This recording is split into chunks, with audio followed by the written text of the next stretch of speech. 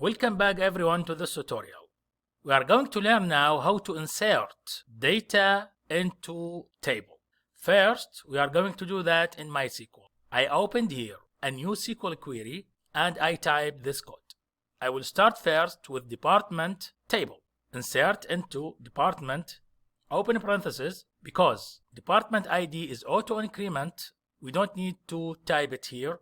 So we just type department name and after that values. So I want to insert these department names. So let's say we have 6 values. Let's select this code from insert up to this point and execute. And it seems everything went successfully. So let's now try to have a look at these values. Let's go to department table, click on it. So right click here and select the first line, which is select rows limit 1000. And there we go. As you see, these are the values which added automatically. And these are the values of department names or the names. So let's close this window and keep inserting data in the other tables. So the next independent table that don't have foreign key is location.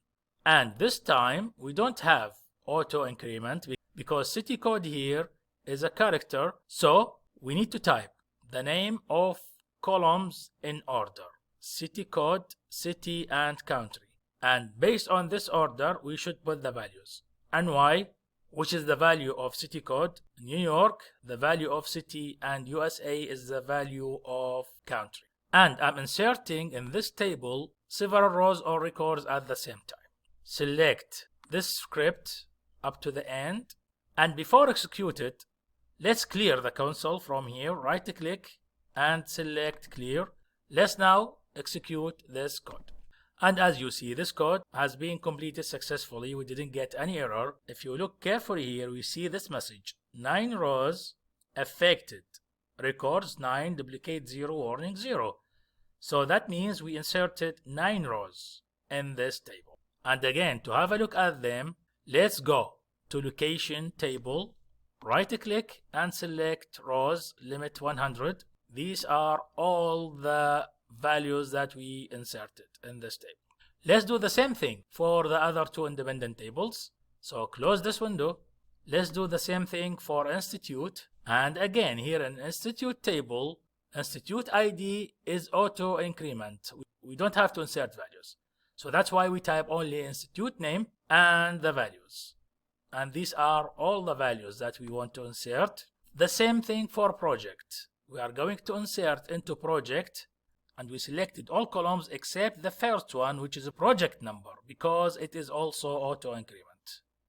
And these are the values. We put them in order as I mentioned. So let's now select the code to insert the values in these 2 tables.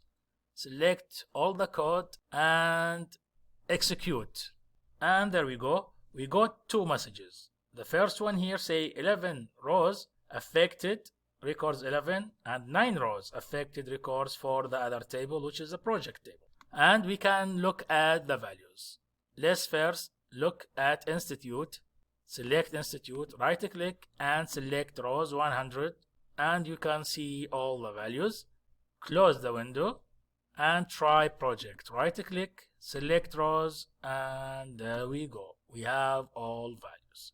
So we successfully inserted all the values in the independent tables that don't need foreign keys.